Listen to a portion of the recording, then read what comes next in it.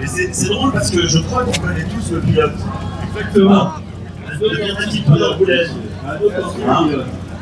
Alors il s'agit d'une, excusez-moi, je reviens quand même au modèle. C'est une Delahaye 235 cabriolet chassabon absolument la France, au milieu des années 50, enfin fin 40, début 50, dans un moment où les voitures sont en train de changer et où l'industrie de luxe française est en train de mourir.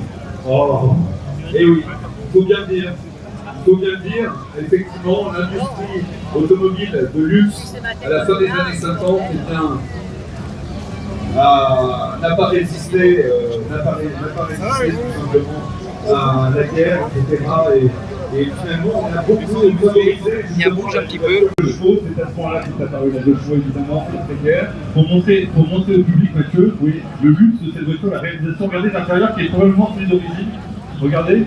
Incroyable, je pense qu'il n'y a aucun doute, les quatre conservations. Équipé d'une boîte électromagnétique totale. Oui, oui.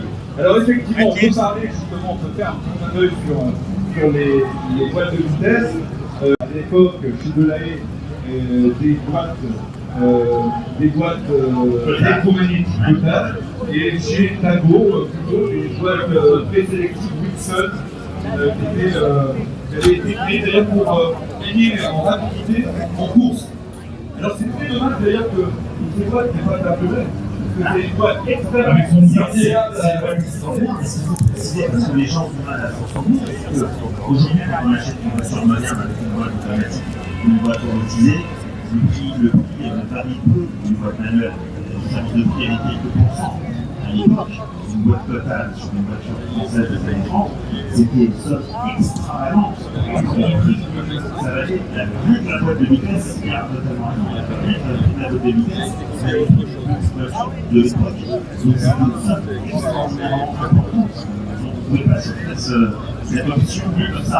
Mais cela dit, à conduire avec ce nous permis, c'est vraiment des voitures d'un agrément absolument fabuleux, très coûteux, très agréable à route. C'est des nouvelles à route, c'est vrai que. Et là, on retrouve des dessins de Japon, cette ligne un peu encore contente, on peut dire, très élégante, assez culte quand même, qui est toujours utile. C'est d'ailleurs le seul carrossé qui va faire durer grâce à ses problèmes, sur les 70, mais ce pas de Delahaye comme ça, c'est vraiment magnifique.